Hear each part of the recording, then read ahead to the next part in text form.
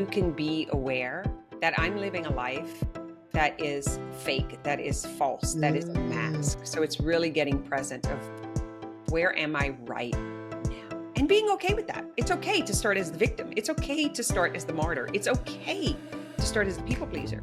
It's just not okay if you don't recognize it, because then you can't change it. So first, getting present. And then you have to unpack or unveil so that you can understand what's unconsciously going on. That's the you. And then you have to pivot to habit and behavior. But first you have to recognize it's only habit and behavior. It's not you.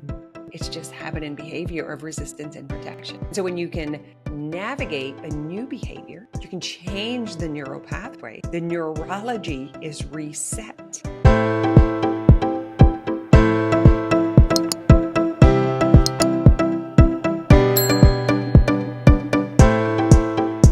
Today's guest is Kim Guillory, an integrative mind-body coach and business mentor for healing-focused entrepreneurs. Kim helps mind-body coaches, massage therapists, and practitioners improve their practice and grow their business. Welcome, Kim.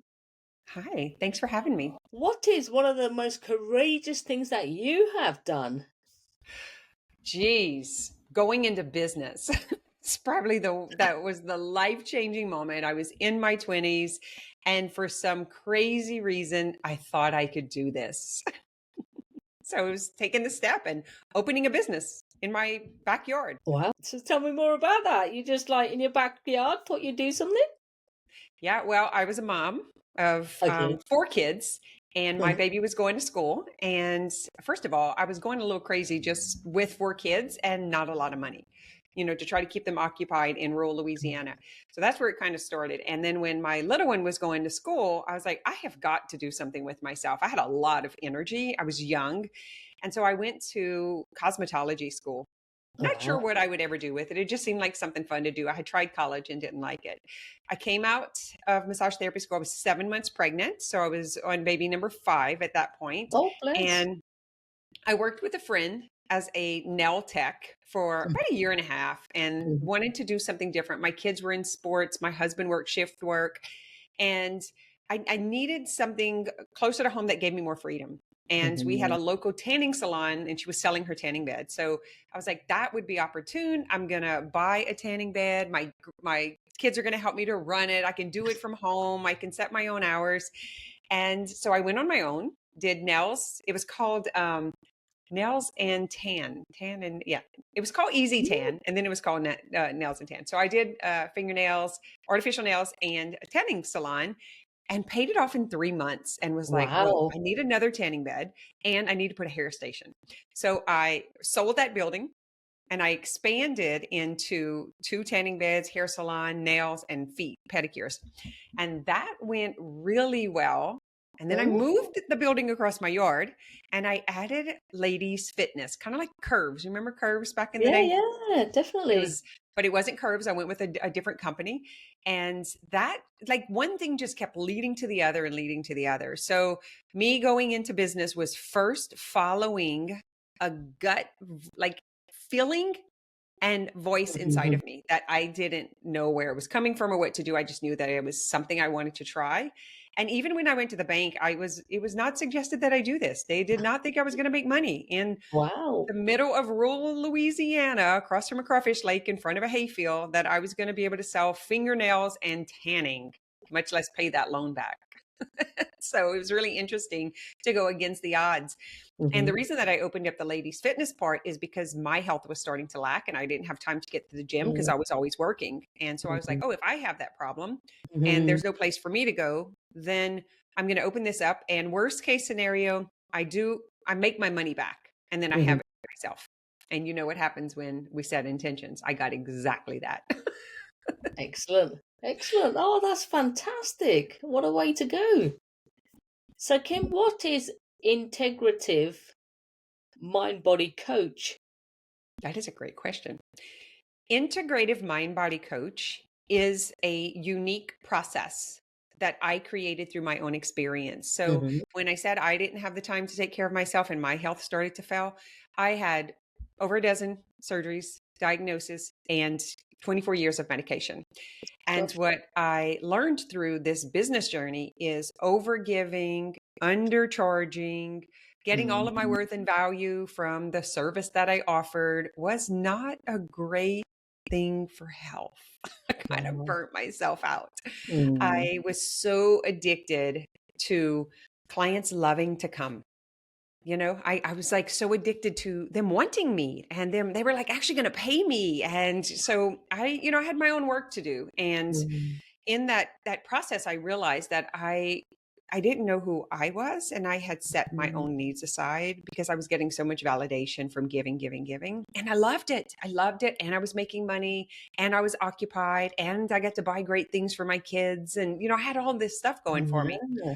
But what I was missing is understanding the importance of the emotional body, of Mm. unprocessed or unresolved traumas that were in the body, that were in the past experience, and how that was Mm. playing out in my business. So, Wow. all of the needs that I didn't have met as a child.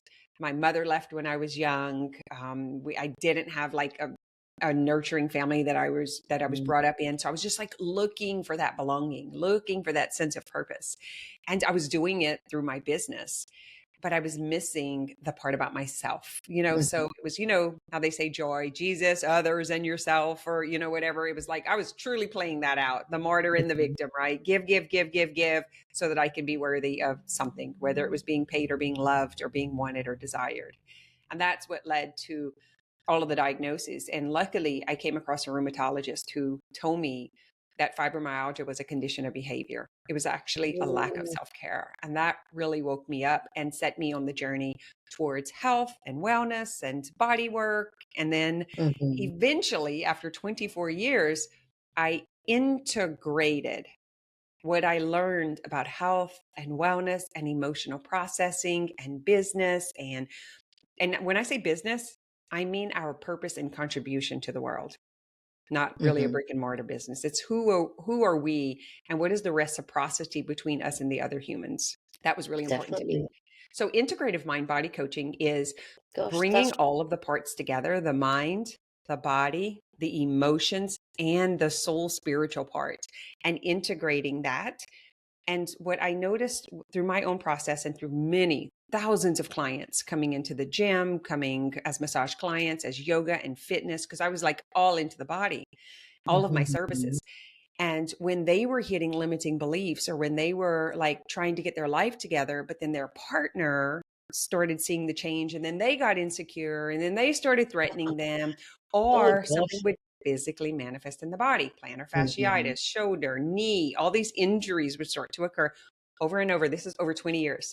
I could not deny what was happening, that it was a physical manifestation from the mental and emotional state of being. Mm. And once I saw it, I couldn't unsee it.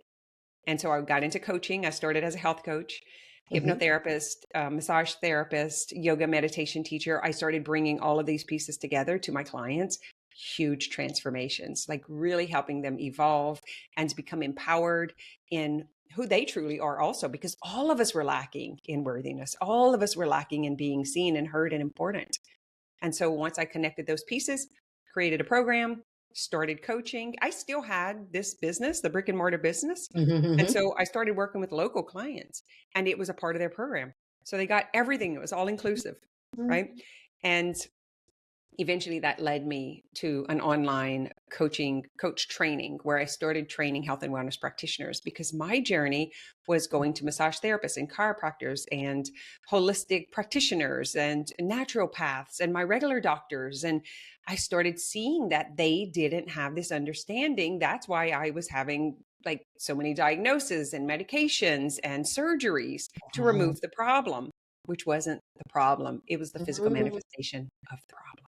So I wanted more practitioners to understand this, because I Mhm. figured if I was in existence, there were other clients just like me, or patients just like me. So many. Because I was in health and wellness. I was Mhm. managing my mind. I was moving my body. I was eating great food. I was teaching others how to do it. It didn't make sense. But Gosh. that's integrative mind body coaching, is how to integrate all parts of yourself to Mm. come into wholeness, so that you can release the physical manifestations, the unresolved traumas, and then step into who you are. What is your contribution to the world as yourself? Because we first start off with fixing ourselves. And then once we fix ourselves, we want to give to others. You don't want to keep it to yourself. You want everyone else to get it too. For selfish reasons. I want more friends who think like me. Absolutely. Why wouldn't you? That sounds amazing. And I think it's really important. I mean, as we all know, healing is so important. If you can't self-heal, there's a miss there. You've got to do it. It'll continue and continue until it's dealt with, or like you say, it'll manifest in other ways. Yeah, or materialize, whatever word relates. It starts with a knock. It starts with like my son was here with, something going on in his back. And so I'm massaging it out last night and we're having a conversation. And as he releases the real issue, the spasm leaves his body. Not because I touched the right place, but because I touched the right belief, the right problem, the root cause. It's fantastic. Loving it all. So yeah, because I know you have a unique approach, and I think you've just explained some of that there that you help with your clients. So yeah, with all the modalities that you put in place, that's brilliant. Yeah, so, and I had to ask the question, like, how did I figure this out? Like, how did I figure this out? I was offered to write a book and to be a part of an online platform and film a documentary, and I had to write a book in order to get there. And I was like, I don't know what I'm going to write about. Like, I didn't write about myself, it didn't make sense. And I was like, oh, how did I figure out how to want to live? That's a great question, because I had a lot of times, years where I didn't want to. I just had to, and I realized that that came from the conditioning and the upbringing and the never getting what I wanted or having what I needed. And so I was like, why would anybody want to be here in this measly human body with these limitations? That did not work for me, And whenever I really started to dial in and ask that question, how did I figure out how to raise 5 successful children, how to stay married for 34 years? Because I tried, it was so hard. That was so hard. 2 people from 2 different backgrounds trying to make it work with 5 kids in the house, work and shift work, running a business. I had multiple locations by this time. And I was reading all of the books. It wasn't working for me. I couldn't get it. So how did I figure out how to raise kids, how to raise myself, how to stay married, how to run a successful business for over 20 years, multiple locations, how to make money in a rural area in Louisiana, how to move this business to an online space? Like, how did I figure out how to heal my body? And that's where this process, that's it, the Punchline Approach, that's where this process, some people would call it downloaded, came through. And I was like, this is what I did first. And then this is what I did. And then this is what I did. And then this is what happened. And this is what I did. So I documented that journey with simplicity in a practical way that applies to health, wealth, and relationships. It applied to all. And so it's a universal concept or framework for how to change, how to gain power and control of your life, how to heal. Absolutely. And is this your book called The Punchline Approach? I just wanted to get to the punchline. I read, I was around 460 books at that time that I had counted. Oh, wow. And I was like throwing them against the wall, cursing at the sky. I'm so frustrated. And I was like, just give me the punchline. I will do it if you just tell me what to do. Quit skirting around the topic. Quit butter fluffing this up. I was so annoyed. And punchline ended up being an acronym. So the book each chapter is one of those letters, and it represents the process that coaches can use and individuals can use. It sounds like a fantastic book. Loving the title, actually. Why wouldn't you? I've been debating on changing it. It got picked up by a publicist and a publisher, and we were talking about changing it. So I had a few names that I came up with, and I don't know. Why? Vanity reasons, because it doesn't make sense because people don't know what it is. Let me just explain it to them and get the book. And it's very much written. I am not I'm not schooled for this. It is written the way that I talk. Mm-hmm. And so it almost needs explaining or my guidance along with it, because it's not, or what I've been told is it could use some edit, but I'm like, it's Louisiana slang. Yeah. Why not? You got to be real. I promise you, there are some people who want to get out of the projects, out of the trailer parks, and out Mm-hmm. of the limiting spaces and beliefs that they're in, that will understand my language, because that is who I'm speaking to. Mm-hmm. Absolutely. Yes. We are all about Create the Courage to Be Fearless podcast. So, what stops one from stepping into courage? Oh, there you go. Okay. What stops one from stepping into courage? Shame. Mm-hmm. So a lot of people say it's fear and doubt and imposter syndrome and disbelief. But why do we have that? Why do we procrastinate? Why do we need it to be perfect? Why are we afraid that they're going to find out something about us that's going to be exposed? So the root cause is shame. Mm. And I'm all about the root cause. We can talk about the symptoms all day long. People do it all the time. Mm. But does that help you get to the root cause so that you can eliminate it, so that you can release it, so that you can transform it? No, it's shame. We are ashamed. We're ashamed people find out about us. We're ashamed they talk about us. We're ashamed of our past. We're hiding so many things. This is where narcissism comes from. It's right. I can never look at or let anyone know about that aspect of me. And so I need to cover it up and protect it. I can't be fully seen and exposed. Well, hello, if you're in business today, you better get ready to be transparent, because we're done with all the marketing schemes. Yeah, People definitely. want the real deal. And so I had to overcome. I remember the moment of the deepest part of the process, where I was at, what was happening, and what was moving through my body. Shame had controlled my life. And how does one manage to overcome that? It's a great question. The punchline approach would be to first get present so that you can recognize what is happening, so that you can be aware that I'm living a life that is fake, that is false, that is a mask. So it's really getting present of, where am I right now? And being okay with that. It's okay to start as the victim. It's okay to start as the martyr. It's okay to start as the people pleaser. It's just not okay if you don't recognize it, because then you can't change it. So first getting present. And then you have to unpack or unveil so that you can understand what's unconsciously going on. That's the you. And then you have to pivot the habit and behavior. But first you have to recognize it's only habit and behavior. It's not you. It's just habit and behavior of resistance and protection. So when you can navigate a new behavior, you can change the neural pathway. The neurology is reset. So that's the PUN. And then if we were to talk about the law of attraction, the way to create or co-create is to plant desire and to get curious and to feel into it. And so the C is all about creating with curiosity. Well, what if? I wonder what else. And then the action steps are choose. Choose. This is what I want.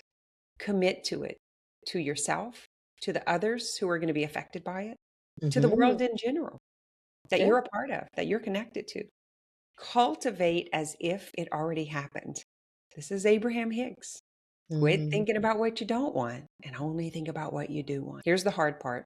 Cut away the disbelief, the habits, the old habits and behaviors, the people that don't believe in you, the conversations that don't carry you forward. You got to prune it. Yeah. You've got to cut away the old habits and behavior. And then you got to continue these C steps. You got to continue until you create it. It's super simple. Just the mind wants to blame everything else and get all caught up in drama and excuses and all the other stuff. But the process is super simple. You got to get present so that you can understand, so you can navigate the new behavior, so you can create with curiosity whatever it is that you want different, and then take the action steps towards it. That's fantastic. I love it. And I love your pruning. Love your pruning analogy. Absolutely fantastic. I mean, anybody get the book if you need this. It's called The Punchline Approach. It's how to gain power and control of your life so that you can live your life as an integrated being, and that includes your emotional body. in your natural essence. That's the core soul of who you are. In ease, flow, and personal freedom. The individuality to express and have and reach your personal potential. That's the LINE. So that's the entire process. It's brilliant. You host the podcast called More Than Mindset. Tell me about the show, because I'm loving the title of that as well. You're great with titles, hey? Yeah, I was caught in a mindset coaching world, and it's just your thoughts. It's just your thoughts. Just change your Mhm. thoughts. Just change your thoughts. And I was like, it is more than mindset. It is more than mindset. We can change our thoughts, but if our neurology is married to our past, we will keep recreating it in the future. So, more than mindset is understanding neurology. It's understanding the way that we think, the way that we feel, the way that we move through the world, and the energetic body, the subtle energy body that's carrying, like the cells that are imprinted with the past. You can't even Wow. see it. You can't even see that you are not your habit and behavior. You can't even see that you're not your beliefs. You can't even see that you're not your indoctrination, because it's always been. You were too small. You were too tiny to understand that that's what was happening. And you can't see it until you get out of it, or someone holds a mirror for you and challenges it. And that's why I love coaching. Coaching is a Absolutely. 360 view of what's happening on the court that you can't see. You can't see who's coming from the other side. You can't see who's coming from behind you. You can't see who's about to block you. You can't see it when you're in it. You think it's just the way it is. It's brilliant. Absolutely love your analogy on that. Thank you. So, what resources do you recommend, tools, daily tips to anyone that wants to start beginning to be the best version of themselves? That's a great question. I suggest indoctrinating yourself with something else. Like, the way that you got to be the way that you are right now is from hearing it and seeing it and being it. The mind learns through repetition. So you've got to choose the topic. You've got to change the menu. There's something I do every single day, and I teach this to all of my clients and coaches. It's called jamming. I have a podcast on this we can refer them to. The J is the journaling. It's just downloading your thoughts so that you're aware. The A is an affirmation. What is it that you want to believe, or what is opposite of what you just downloaded that you don't want anymore? The next is the M, which is meditation, and the other M is movement. So journal, affirmation, meditation, and movement. So you want to journal to release, you want to dump. Just like your body purges, you want to purge your mind, but you're responsible for that. And then you want to affirm Abraham Hicks, think about what you want, not what you don't want. And then you want to move the old. So whatever you downloaded, whatever you document, you want to move. The animals know this. When something happens to them and they get afraid, they shake it out. Right. But we've been taught not to cry, not to yell, not to scream, not to move, to be still, to shut up, to stifle. Right. We've been taught that. So you have to move. You have to physically move for the energy and the emotions to move through you. And the meditation is just moments of silence. It could be a guided meditation or just silence. It doesn't matter. Just 10 to 15 minutes of just nothingness, and just let your thoughts be your thoughts. Don't judge them. Don't judge yourself. Just let them be. Thoughts and emotions are always moving through us. Don't react. Practice not reacting to them. Got it? So JAMM is what I do every single day. So anybody can do that. And for the advanced practitioner who's like, yeah, I already do that, then I'll say jamming, journal, affirmation, meditation, movement. Move through your day with intention. Set the intention with integrity of who you really are. Nourish your mind, body, and soul. What you put into your mind, what you put into your body. And the G is just attaining greatness in the moment that is. Does this take me further or closer from what I want? And being great and being great and being great, and practice greatness. Guiding yourself back towards greatness, because it's a habit to fall into the negativity pit. It's not anything personal about us. It's just all that we know. How would we know something else? The mind is like a projector. It only knows what it has seen, heard, and experienced. So if I'm saying this and you've never experienced what I'm experiencing now, then you have to be willing to do something different for you to have a new experience. So the mind has like a new file system. Otherwise, you're leaving it to project what you've what you've been indoctrinated by or what you've been conditioned by or the environment that you've lived in. So that would be a great start. Listening to someone that inspires you, inspires you to do the work and to keep going. And I don't suggest listening to 20 different people, because then you get confused and then you stifle in perfectionism, trying to get it all perfect. So I suggest finding a mentor, and that could be a podcast or a book or just someone that's like, this is how I think about it. Cause there's like thousands, right, of people that you can mentor with. What are you working on right now? And who has done that and is sharing? Because let me tell you something about successful people. Once they have achieved it, they will not hide it. They want more people to get it. That's how you can tell when someone is truly successful and has truly gotten it, because then they want more people. Someone who's truly successful will never have secrets from how to do it. That's why I'm offering I was like, I'm going to get on 50 shows this year. I'm getting on 50 podcasts to share a message, because I want to share what I learned. And I want to expose it all, so there will be more people that have opportunity to attain it themselves. Whoever takes them through that is who's working on something that you want. They've already done it, and they haven't just done it one time. They've done it multiple times. So be very careful about the $1 million marketers. I intend to leverage the playing field between the $1 million marketers and the healing focused entrepreneur, because I've been in the communities and I know it's there, and I know what to tell them. I know what the pitfalls are. I know what the marketing geniuses are saying, and I know how to help them get on board so that they can reach more people. So you don't just hire someone who says they did it one time. Who's someone who has mastered it? So finding a mentor, listening to someone who's doing what you want to do, working on one thing at a time. Don't try to solve everything. Don't try to lose weight and make $100,000 and have the best relationship. Don't try to do it all at one time. They all bleed into each other. That's why I love the Punchline Approach. It's in health, wealth, and relationships. You just focus on one and the rest will change. I promise you. Brilliant. So where can the listeners find you online, your book, your podcast? What's your website, Kim? My website is my name, www.kimguillory.com. It'll be in the link, but it's everything online is my name.